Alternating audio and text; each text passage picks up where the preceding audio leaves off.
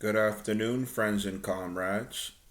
I'm going to be revealing now for the first time an audio that was recently sent to me by a progressive independent journalist out of South Florida that shows me speaking at the Alex Saab solidarity protests outside the arraignment at the courthouse in downtown Miami, 15th November last year, a couple days before my first trip to Venezuela as a witness to the mega elections that took part there.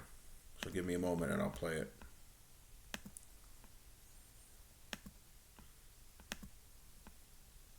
Yeah, well, I can add to that. I don't know if he wants to film. Yeah, yeah. Yeah, you can add to it, no problem. It's been reported that for over a year, Alex Saab was tortured. He was beaten. His teeth were knocked out. His cancer medication was denied. Honestly, it's a miracle that Alex Saab is still alive today. But the reports of his torture have been investigated by the UN and have been confirmed by the UN. Every night, U.S. authorities in Cape Verde would beat Alex Saab until his teeth came out, and they denied him for several weeks his cancer medication. So this is what the U.S. does to heroes that saved thousands of Venezuelan lives who brought humanitarian aid to Venezuela through diplomacy. He's been a diplomat since 2018 in complete violation of the Vienna Convention. He was kidnapped and has now been extradited to Miami to add insult to injury.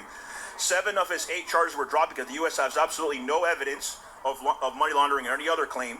The only charge left, there's no evidence for either, and yet they did not bail him out today. So it's an insult to injury when it comes to American justice.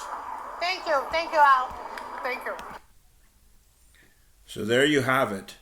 And that audio flies in the face of what cowards and paid by CIA so-called journos like Roberto Denise, who was trying to expose me on Twitter, say. They said, "Oh, this Al Suarez character showed up, begging people for money when he went to show solidarity with Saab."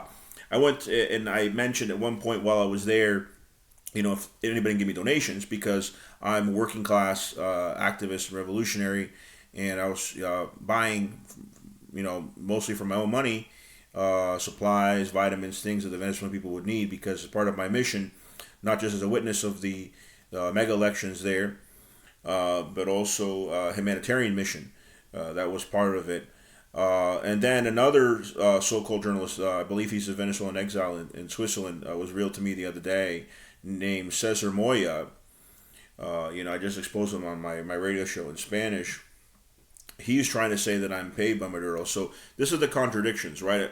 Number one, they're saying I'm begging money for people. That never happened. Number two, they're saying that I'm getting money from Maduro. If that was the case, then I wouldn't have to beg for money. So these are the fakes that we're dealing with, that attack heroes like Assange, that attack heroes like Alex Saab, and it needs to end. So thank you, friends and comrades.